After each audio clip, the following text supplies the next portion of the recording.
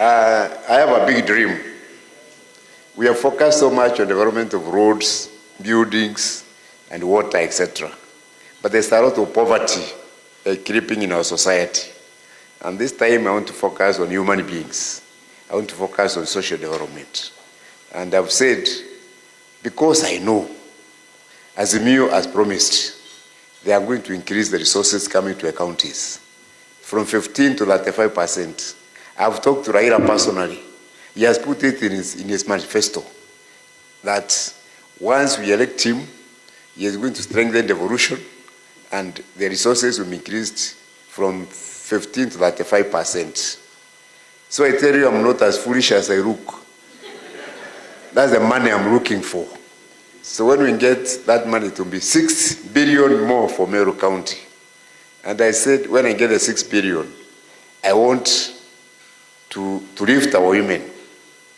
I want to put 1 billion fund for raising the women enterprises in Meru County.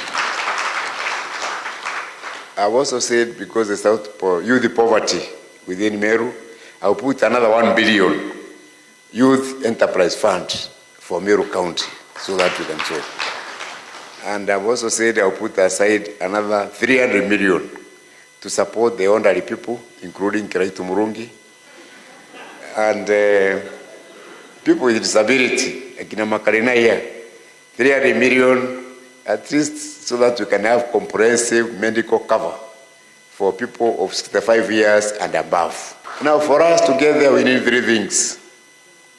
And this is what our campaign needs. First, we need time. I think time we have. The second thing you need in a campaign is people. I think people we also have. There are a lot of people who've been asking what they can do. Then the third thing and the most important is money.